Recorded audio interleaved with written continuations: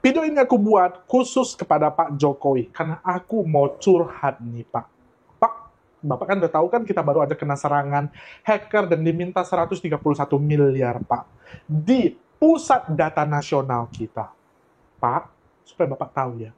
Aku sudah tahu serangan ini akan terjadi sejak 19 Maret 2024. Ini dia buktinya, Pak. Ini ada laporan bahwa akan ada serangan besar-besaran, serangan cyber besar-besaran.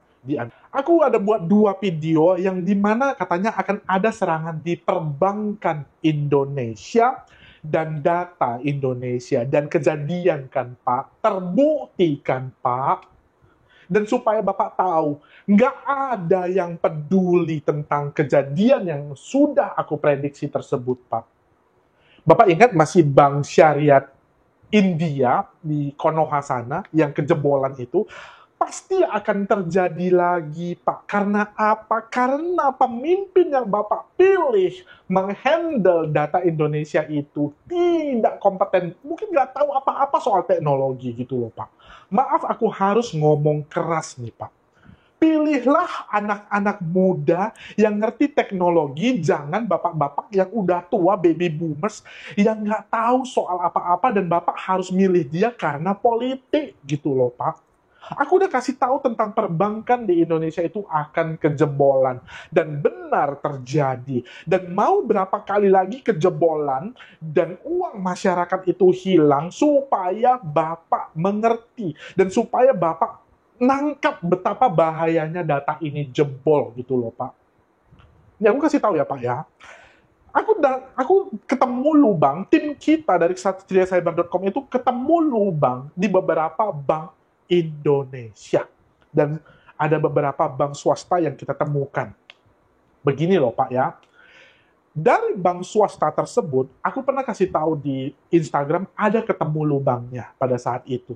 Tahu nggak, Pak? Besoknya, bos besar dari bank itu menghubungi saya pribadi dan tim kita pribadi dan diundang dan kasih tahu, coba jelaskan di mana lubang tersebut dan kita jelaskan dan kita perbaiki sama-sama. Dan sampai saat ini hanya butuh waktu 7 harian masalah itu kita selesaikan dan bank tersebut nggak bisa dijebol lagi. Tapi bank yang plat merah ini, Pak, aku nggak berani kasih tahu, karena kalau aku kasih tahu, mungkin besok aku bisa jebol masuk penjara. Kita kasih tahu, 4 kali kita datang ke sana, Pak. 4 kali kita datang ke sana.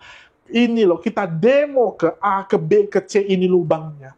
Dan tetap tidak dipedulikan. Tanda kutip, sampai sekarang lubang itu tidak diperbaiki juga. Kalau diperbaiki, pastinya sudah selesai hanya beberapa saat.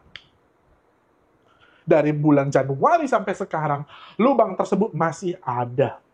Kalau Bapak mau, kita dengan senang hati, tim kita akan senang hati demo kepada Bapak Jokowi. Ini bahayanya. Bapak tentukan sekali apakah saya hanya ngomong bacot atau benar lubang ini akan bisa dimanipulasi, Pak. Ada buktinya. Aku nggak berani ngomong sembarangan kalau nggak ada buktinya. Pak, kasihan itu masyarakat Indonesia yang tiap hari kejebolan datanya. Dan supaya Bapak tahu ya, baru-baru ini ada kejebolan data kita, fingerprint kita itu jebol, Pak, diperjualbelikan. Bayangkan, fingerprint kita aja jebol. Dari kejadian Bank BSI yang dulu, Bank Syariah India di Konoha sana, karena aku nggak berani nyebut nama banknya ya teman-teman, ya Pak Jokowi, itu akan kejadian lagi, pasti akan kejadian lagi, kena ransomware lagi di mana-mana. Pasti, dan gua jamin kedepannya pasti kena lagi. Kenapa? Karena gua udah prediksi tanggal 19 Maret itu pun nggak ada yang pedulikan gitu. Itu cukup viral itu, 6-7 juta 7 juta itu videonya itu dilihat, itu pun tidak dipedulikan. Aku kasih tahu ya, Pak ya. Aku itu dikasih tahu sama orang-orang barat, lu itu Cina, jangan ngomong terlalu tajam dan lancang. Kau tahu itu ada salah satu orang yang cukup lancang ngomong, akibatnya dia jebol masuk penjara. Pak, makanya gue belakangan ini aku udah turun. Mental gue sempat down gitu loh. Kasih tahu atau tidak ya. gitu. Dan dikasih tahu, gue itu diserang oleh orang-orang yang merasa tersinggung tersebut. Dia nyerang dengan ribuan buzzer yang setiap saat nyerang Instagram gue. Dan gue itu katanya mau dibunuh lah, inilah itu. Gue kasih tahu sama kalian masyarakat Indonesia dan Pak Jokowi, Pak, tiap hari aku dapat email orang yang kehilangan uang, Pak, bapak-bapak, ibu-ibu, oma-oma, bahkan ada yang orang muda. Yang gue kasih sedih itu adalah oma-oma, bapak-bapak tersebut kehilangan uang dan mereka itu nggak tahu mau ngapain gitu loh. Dan dia minta, Pak Bet, nak, kembalikan uang bapak. Gue bisa apa, Pak? Gitu loh. Dan dan dan apakah negara lain itu ada kejebolan data? Semua negara pernah kejebolan data. Tetapi Indonesia dari kejebolan data, 80% kejebolan data di dunia itu milik Indonesia, Pak. Dan percaya aja, 2 tahun, 3 tahun ke depannya, maka seluruh rakyat Indonesia itu jadi target penipuan terbesar di dunia. Pegang ucapan gua. Pak Jokowi udah bisa itu pemimpin yang tidak kompeten, yang nggak tahu dia buat apa-apa itu di pemerintahan itu, diganti aja sama yang lebih muda. Tidak mengurangi rasa hormat gua kepada mereka ya Pak ya. Mungkin mereka cocok di bidang yang lain. Yang handle data di Indonesia itu kasih aja sama orang-orang muda yang tahu teknologi gitu loh. Jangan Bapak karena politik harus memilih mereka dan memberikan jabatan ke mereka padahal mereka itu nggak tahu mereka itu ngerjain apa gitu loh Pak. Kasihan itu orang tua yang sering sekali kehilangan uang karena banyak sekali oknum di masyarakat itu yang mempermainkan data mereka, bahkan mengambil uang mereka. Oke guys ya, ini menyangkut dengan keamanan data nasional kita yang sangat rentan sekali untuk bisa dimanipulasi, untuk bisa maling atau dicolong ya oleh para hacker. Dan abang ini yang saya salut dari dia adalah dia sebelumnya sudah bisa memprediksi bahwa ada serangan-serangan yang berusaha untuk menjebol data dari negara kita ya, tetapi apa yang dia sampaikan itu tidak dipedulikan dan kini akhirnya ucapannya benar-benar terbukti.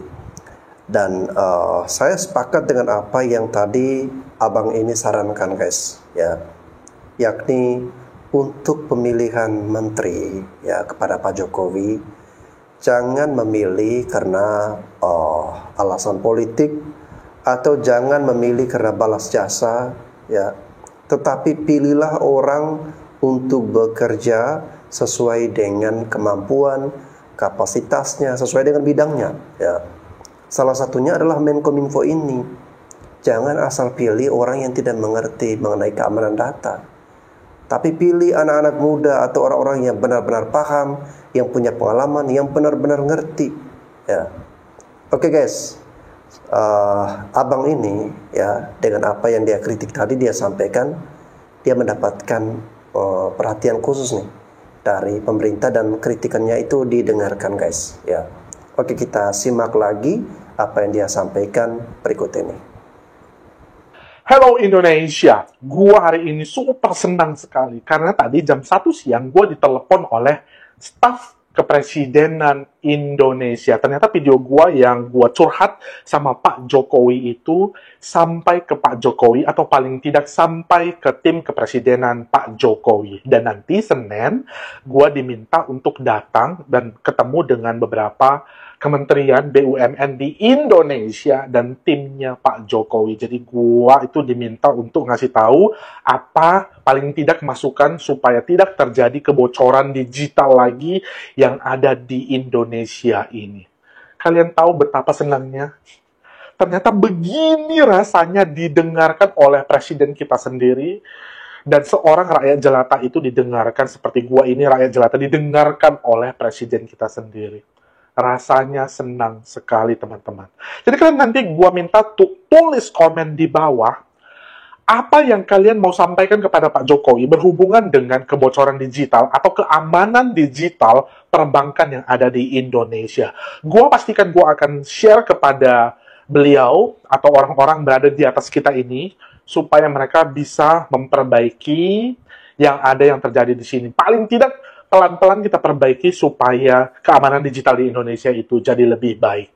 Dan hal kedua yang gua mau sampaikan kepada kalian, tolong doakan gua untuk keselamatan gua. Percaya nggak percaya, selama 1 tahun ini gua buat edukasi digital tentang kebocoran digital, data, kejebolan bank di Indonesia. Ternyata banyak sekali orang yang, atau oknum-oknum yang benci kepada gua. Karena paling tidak gua itu dianggap mengganggu ya, teman-teman, mengganggu uh, kerjanya mereka menipu kita bangsa Indonesia. Jadi gua mau kalian doakan gua, karena ternyata orang-orang yang menipu itu banyak, paling tidak oknum-oknum yang ada di atas sana. Ya, percaya aja mereka juga dilindungi oleh oknum-oknum yang ada di atas sana. Dan pastinya mereka itu membenci gua, dan sebenarnya supaya kalian tahu, gua itu mendapat banyak sekali oknum ya teman-teman ya, mendapat serangan ke Instagram gua, TikTok gua, YouTube gua, dan mereka katakan bahwa kamu itu Cina, serangan rasisme kepada gua itu yang karena buat gua itu down banget gitu loh. Lu itu Cina, diam aja, udah ada contohnya yang udah jebol 2 tahun penjara sana, lu mau seperti mereka gitu loh.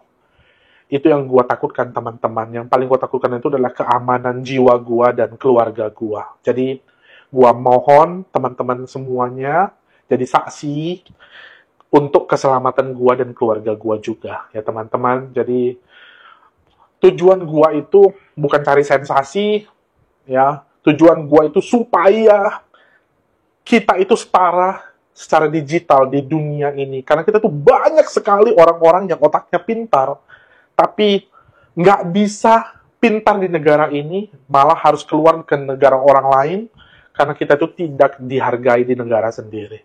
Jadi sebelum gua balik ke Amerika nantinya, karena gua tahun ini juga akan harus balik ke Amerika, sebelum itu gua mau berikan ilmu yang gua punya, yang kecil ini, kepada negara Indonesia ini. Jangan ragukan hati gua, cinta gua ini kepada negara kita Indonesia ini. Dan semoga banyak lagi anak-anak muda, ahli-ahli IT di Indonesia ini berani speak up untuk kemajuan bangsa Indonesia ini. Itu aja dulu. Nanti hari Senin gue akan kasih tahu ke kalian ya pembicaraan kita dengan pastinya akan panjang. Saya harap bisa panjang, nanti ada hal-hal yang kita bisa gue share ke negara ini untuk memperbaiki, dan gue akan undang ahli-ahli IT lainnya yang teman-teman gue, yang kalian yang mau share ilmu kalian itu supaya kita bisa buat negara Indonesia ini jadi lebih baik.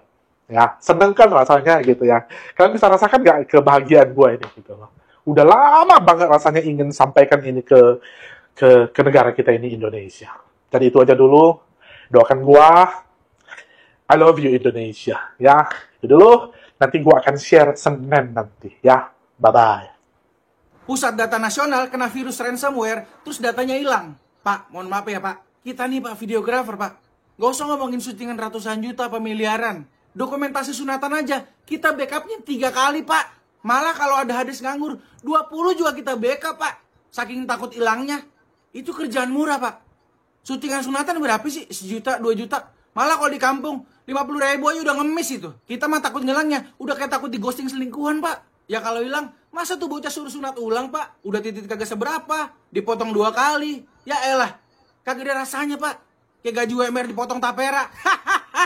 Nah yang saya bingung, Bapak ngurusin data nasional, tapi kagak di backup. Bapak magang nama videografer wedding. Ntar diajarin Pak, betapa pentingnya data. Contoh aja nih Pak ya, kalau saya ngeluh nih sama teman saya nih, yang anak weddingan. Bang, gua habis syuting bang, tapi datanya hilang kena virus. Gua ada kekurangan sih bang di tata kelola. Gua akui itu bang.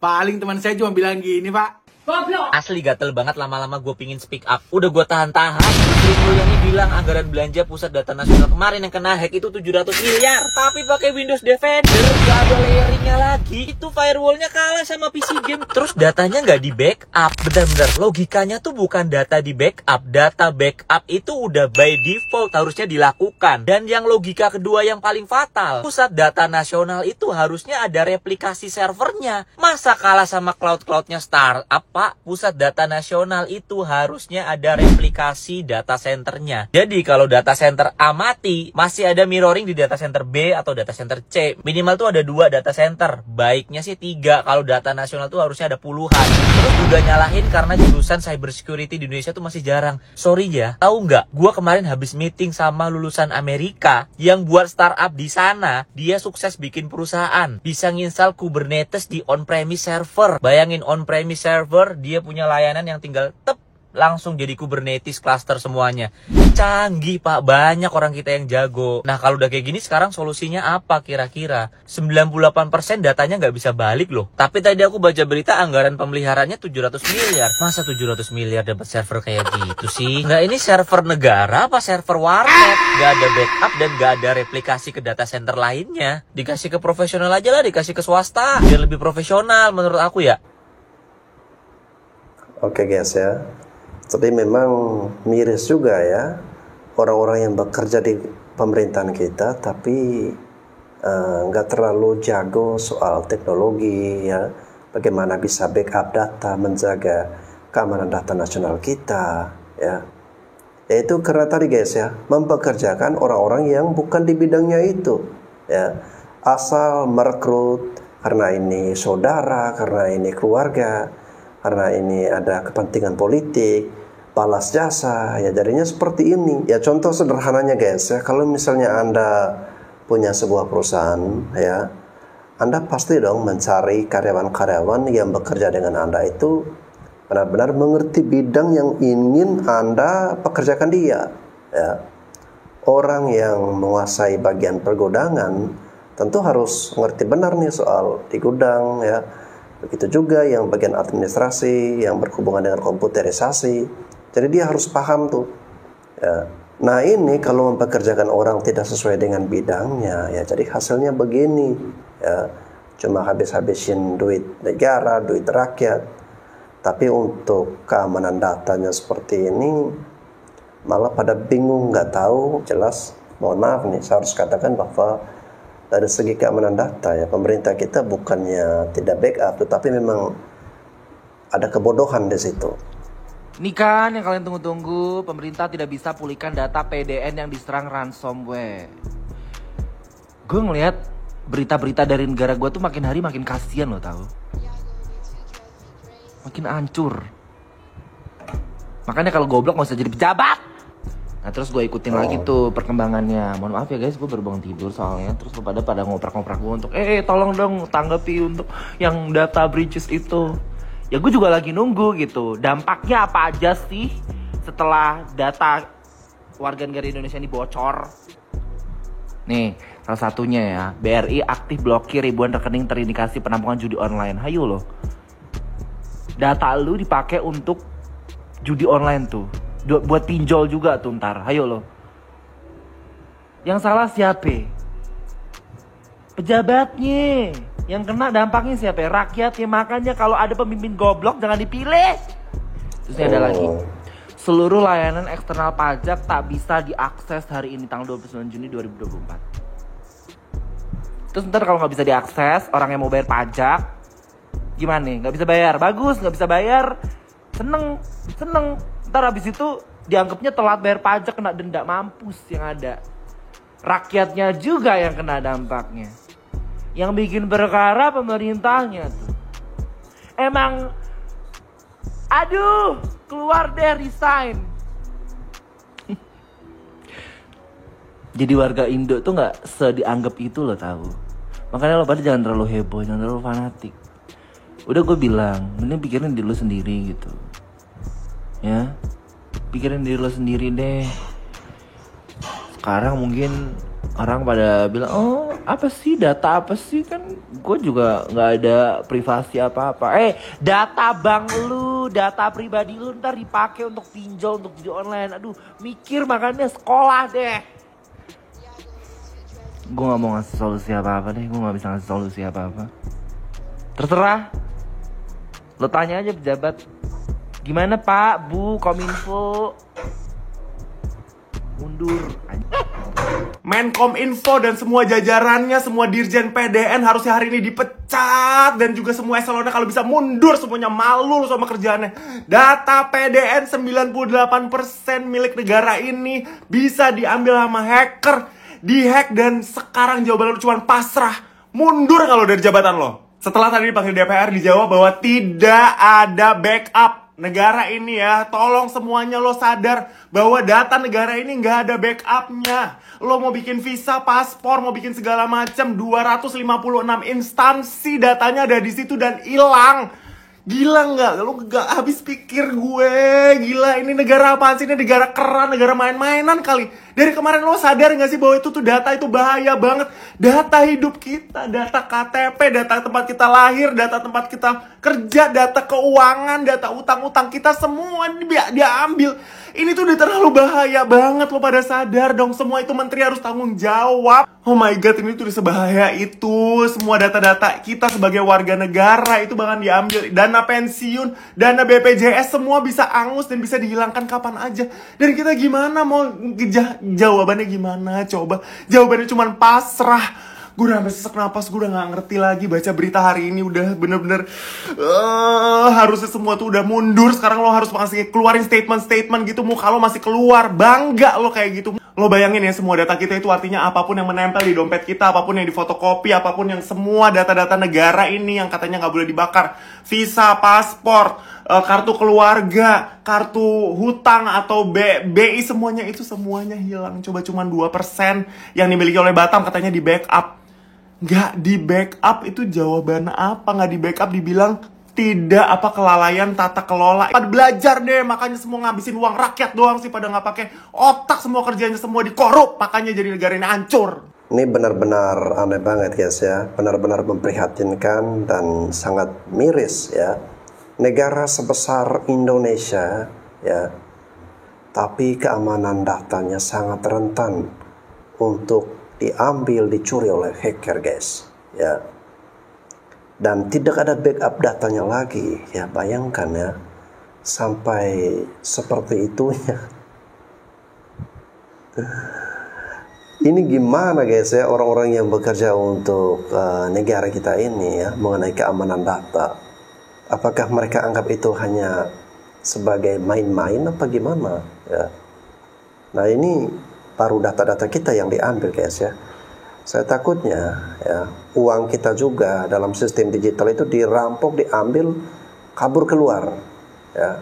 Dari negara kebingungan seperti yang netizen-netizen sampaikan, bahwa pemerintah kita saat ini perlu mempekerjakan anak-anak muda ya, orang-orang yang ahli IT, orang-orang yang ngerti betul, ngerti benar tentang teknologi, tentang bagaimana mewaspadai keamanan data, menyimpan data dengan benar, punya backupnya. Dan itu memang harus memilih atau mempekerjakan orang-orang yang paham, bukan orang tua yang udah kuno, feodal, pemikirannya jadul, buta akan teknologi. Ngapain pilih orang-orang yang seperti itu? Ini pelajaran buat pemerintahan-pemerintahan yang akan datang. Pilih orang yang benar-benar ngerti betul apa posisi jabatan yang akan dia pegang nanti dan apa saja tugas-tugas dan tanggung jawabnya, dan dia sudah jelas berpengalaman, asam garam di bidangnya itu ya. Bukan seperti Agus Harimurti Yudhoyono, backgroundnya adalah militer tapi jadi menteri tata ruang agraria guys. Nah itu bukan lagi bekerja untuk kepentingan bangsa dan negara kita, tetapi untuk kepentingan elit-elit politik kita guys ya. Oke guys, semoga ini bisa menjadi pelajaran berharga buat negara kita untuk berbenah, dan ya mudah-mudahan keamanan data kita ke depan akan lebih baik lagi dan kita harus lebih mewaspadai lagi. Oke guys, itu saja yang bisa saya reaksi videonya, semoga bermanfaat. Saya Bastian Sebo, sampai jumpa lagi.